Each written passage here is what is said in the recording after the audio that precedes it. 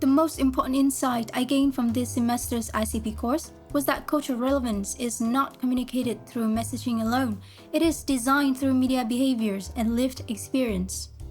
This realization emerged during a team meeting for our communication campaign for Green Gem Shop, a thrift shop that sought to increase sales alongside environmental awareness. When we were finalizing the big idea, a team commented, "Our message feels right, but it still sounds like campaign. How to not make people feel like they're being told what to care about?" Taking the role as a media strategist, that question stayed with me. I began to see that resonance with this audience required more than persuasive narratives. It demanded rituals they could adopt and perform. This was the turning point that shifted our strategy from storytelling to story living. This experience fundamentally changed how I understand media strategy, from a mechanism of message delivery to a system for cultural participation. We began by challenging the assumption that cultural relevance could be delivered through messaging alone. Through research, we found the insight that Gen Z does not just want to hear values, but to perform them. For our persona, Ms. Chi, sustainability had to feel like an extension of her identity, not an obligation. This shifted our goal from crafting persuasive content to designing behavior-driven interactions. Design thinking offered the structure for this reframe, especially during its focus on human-centered problem-solving. As we followed that path, we saw that behavior is rarely driven by logic alone. Ms. Chi did not want to be educated about sustainability. She wanted to feel seen, cool, and part of something aligned with her values without losing her identity. This insight challenged our assumption that informative content would drive action. Instead, we needed to understand the emotional and social needs behind her choices. Empathy mapping became a powerful tool, which helped us explore Ms. Chi's inner world, what she sees, hears, feels, and wants, and revealed the tension between wanting to do good and wanting to look good. This emotional clarity helped us shift our creative approach towards expression, not persuasion. With a clearer view of her motivation, we asked a few kind of design questions. How might we create a media experience that fits into Ms. Chi's daily rituals and feels as natural as choosing an outfit? To answer this, we had to understand not just who she was, but where and how she interacted with the world. The consumer journey map helped us trace her path across touchpoints. We studied her time in thrift stores, in front of mirrors, scrolling fashion content, and sharing outfits with friends. This mapping revealed real moments where our campaign could meet her, places where our message could be experienced, not just received.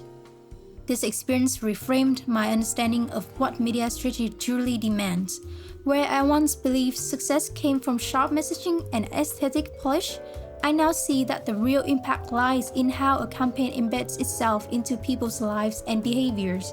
Clarity of message still matters, but only when it serves as a tool for cultural participation, not just communication.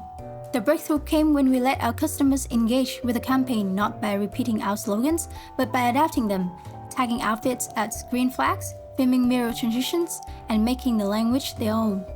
These were not passive acts of reception, they were creative acts of identity. In that moment, I understood that media strategy is no longer just about reaching audiences, but about co-creating meaning with them. This shift aligns with Jenkins' theory of participatory culture, which argues that contemporary media is shaped as much by users as by producers. Our campaign only gained traction once we stopped treating the audience as receivers and started designing entry points for them to play, remix, and perform. The goal was not just to speak to a community, but to help them speak through us. It also changed how I evaluate impact. Standard performance indicators like reach or likes failed to capture what matters most, culture traction. The most valuable signals came from behaviors, how people used our media in their daily routines.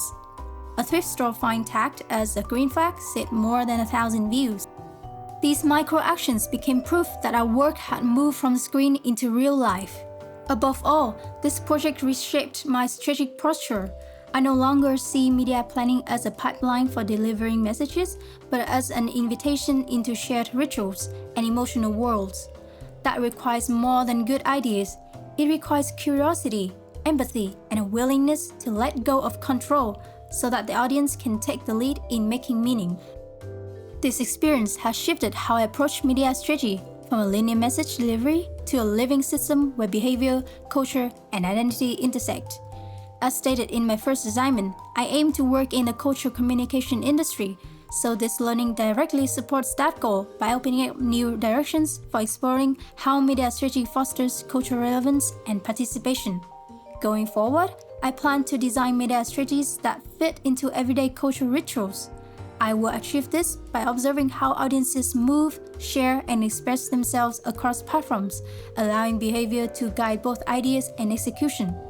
Next, I aim to uncover emotional insight using empathy mapping.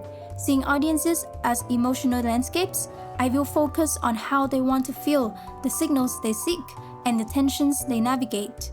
These insights will shape not just content, but tone, rhythm, and interaction. Furthermore, I will evaluate each idea through its cultural usefulness. If it cannot be shared, remixed, or integrated into daily life, it will not be considered complete.